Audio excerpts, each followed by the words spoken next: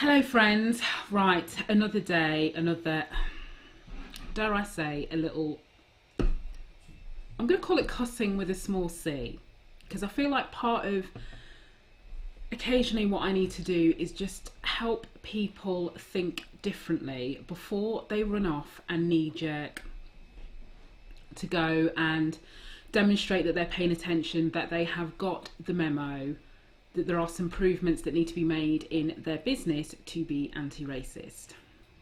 This is a long story, but I feel like I can share this with you. I know you won't mind, like 2 minutes.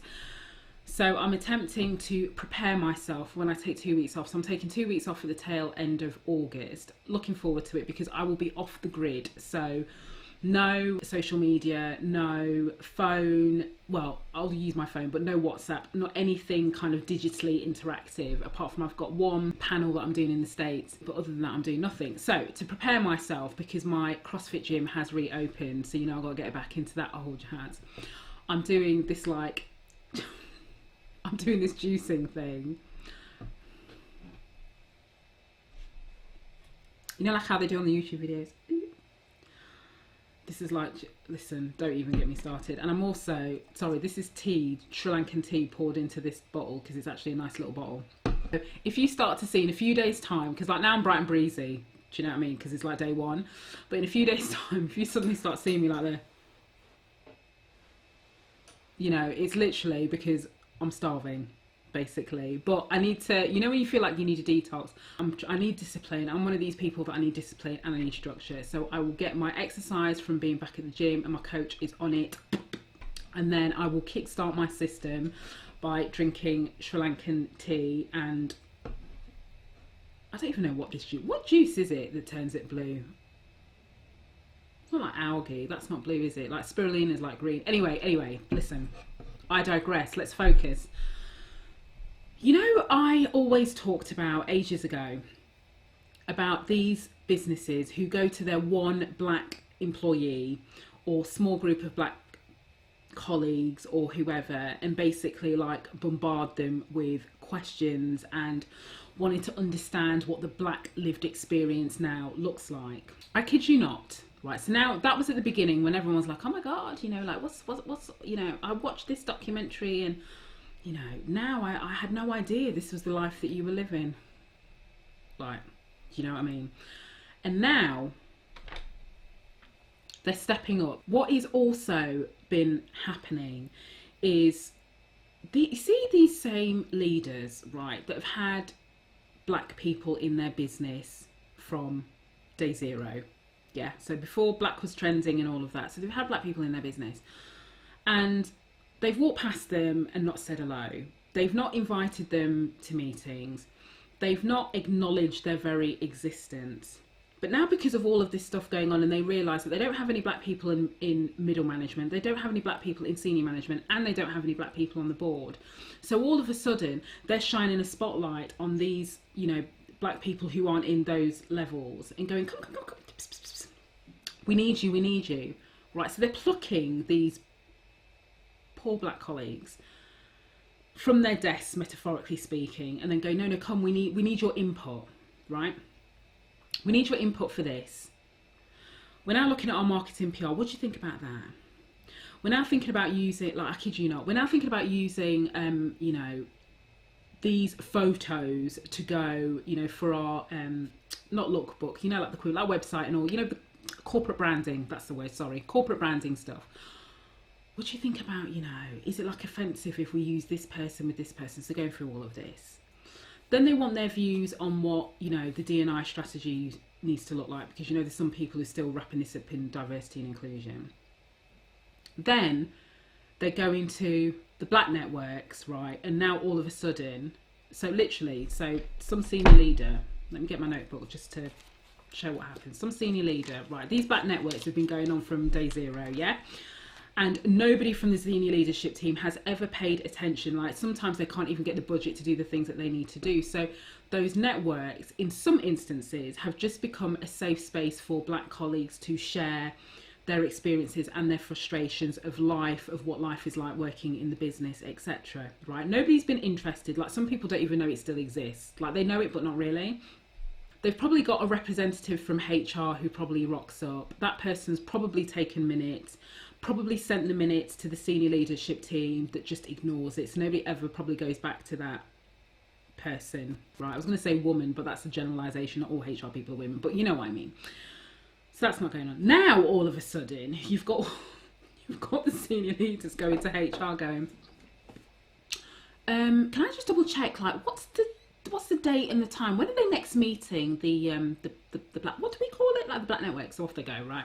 So they're turning up, like the latest, right? Hi guys. So as a business, they're there with the notebook. I'm just here to listen, right?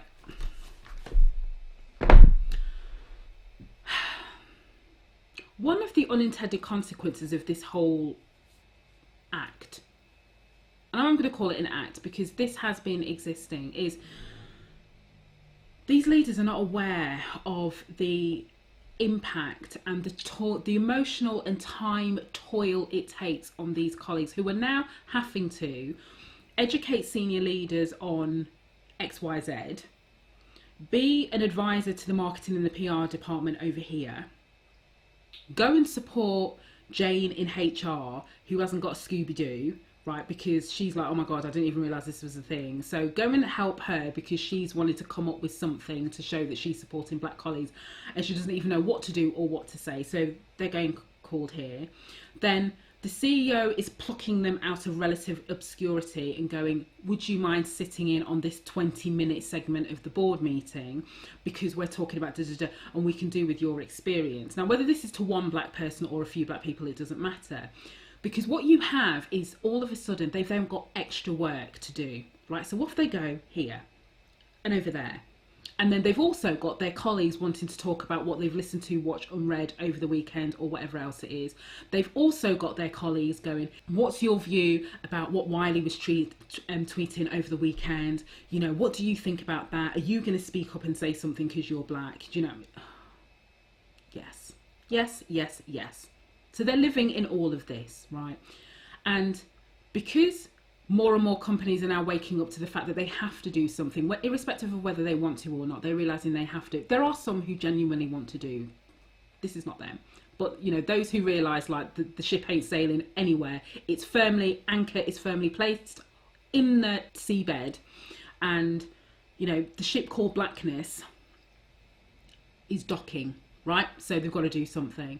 What they're not cognizant of is the impact this has on said black colleagues. Not just the emotional toil and the time, but guess what? If they're doing all of this for you because you haven't paid attention or because you don't want to do the work, so you're going to what it feels like easy because you're in your mind, you're going, well, we pay them, you know, on company time, so I'm just going to go and ask them a few questions. Like, what is it, a few questions? But what you're not aware is you're asking them 5 questions. Somebody else in this department is asking them a few questions. Do you know what I mean? Somebody's messaging them to go, what do you think about X, Y, and Z? They're being pulled into meetings that before they were never part of. You were never interested in their views and opinions. And now all of a sudden, they're rock stars. I'm not saying that they're not great individuals, but what I'm saying is before then you were happy to ignore them, but now all of a sudden you need them because you recognise you need the lived experience, and you recognise the downfall of not having any black people in your senior ranks, which means you are at risk now and you're worried about doing anything which can be seen as being tone deaf. So you're panicking. But when they're busy doing all of this work that you are not paying them extra for, you are not recognising that they are doing this extra labour because in your mind they are a means to an end. And the way to test whether you feel that they're a means to an end is, have you upfront had a conversation about whether or not they want to help in this capacity? Have you spoken to them about how they will be rewarded or recognised for taking on the additional labour and burden when they all are already feeling vulnerable and? Have you also briefed the other department about how they should or should not interact with said black colleague? I don't mean like, you know, like I use that example of a dictionary. I don't mean in that way, but basically to say there needs to be some parameters. They can't just, everyone just can't keep tapping said black person on the shoulder and go, can you? So there needs to be some organisation from that. Have you also spoken to said person's line manager? and said, listen, we're going to borrow whoever to come and help with this, this and this. So therefore, just readjust their workload accordingly. Now, if you've done all of those things, you've spoken to them, you've got their permission, you've been clear about how you're going to reward and recognise, you've also briefed other heads of departments and other individuals about what is and what isn't going to happen, and you've spoken to the line manager to make sure that allowances are made because they are taking on additional responsibility, then this is not for you. But if you haven't done these things, what that's telling me is you are putting your needs and your knee-jerking ahead of common sense, compassion and leadership. Because they are doing this because they're thinking, if I don't do it, shit, who's going to do it? But also, they're tired. They're emotionally tired anyway. They're tired of bearing the burden to educate the whole business because the whole business does not want to do the work itself, or does not want to hire in the right expertise to do it because they're thinking, well, why do I need to hire a consultant who is black when I've got a black person here and I'm paying them on the payroll, so I'm just going to go and use them. Just let that sink for a second, because that is what's happening. And the other thing is, if you've not had that conversation with said person's line manager about workload, guess what? When it comes to year end, whatever your year end looks like, or when it comes to the performance reviews and the performance development reviews, do you think anyone is going to remember that you pulled out these said colleagues to go and help get your shit together? So it's going to look like they haven't been performing in their role because they cannot do everything. And bearing in mind that some businesses have not even supported their black colleagues to even go, what do you need? Do you need some time? Like, do you need to talk? They've just knee-jerked straight into, like, shit, we've got to come up. Can you draft a statement? Can you? I know there are so many black employees right now who have been the ones that have written a statement for their CEOs. And literally all the CEO has done is like scrubbed off their name and put their name on the bottom. I know there are black employees who have been tasked with being the voice of all black people within the business because the business does not want to talk to all of the other black people. They just want to talk to one or two because it's too long, it's too complicated. We haven't got time to really hear. Or they've taken the shortcut and they've just gate crashed one of the black network or forum meetings to go, right, we're here, we're ready to listen, notebook, pen in hand, when they've not paid attention to anything that this network has been saying or doing for the past couple of years. Or they've pulled people out of their day job and gone, your job is now to help me. Haven't asked them how they're feeling, haven't asked them what support they need, haven't set up all the things that I talked about before, and just expected them to get on with it because they're grateful to be having a job. And there are some CEOs, I kid you not, because like I do challenge on this when people, when people mention stuff and then passing because they think I don't pick up on stuff, and I'm like, can I just ask you a question? And it takes a minute, but in their minds they are thinking, well, I'm paying, John in accounts, who happens to be black, right? I'm paying him already, so does it matter, in their minds, I'm just saying, this is what they say, does it matter that I'm like taking him off this and giving and asking his help to do this? And so when I say to them, like, can we just play this back one more time? And I go through, they go, oh, I didn't think about it like that. That's the point, because you didn't think. I can only have that conversation because I speak to a few CEOs or people on senior leadership teams, and they were talking, and you pick up on that. But I'm not in these businesses to influence. So I guess I want to use this as anybody who is in a position of influence. If you're a HR person, you're a manager, you're a leader, you're a head of department, if you are a consultant, keep challenging these businesses on how they are treating their black people. Forget the long-term strategic plan about being an anti-racist business, because it means nothing if you cannot look after the black people that you have right now. And that means treating them with respect and also not expecting them to do all the work that you don't want to pay a management consultant to go and do, or another company to go and do because you feel like it's cheaper. But you're expecting a black person yet again to do twice as much work as their white colleagues, because their white colleagues are sitting here just happy to do their day job. They're not being asked to do anything different. You're probably not even demanding that they go and do some self-education and raise their awareness about what anti-racism, what structural racism, systemic racism looks like. But you're happy to go and put the burden on the black person or the one or two black people in your business to go and do that. Make it make sense.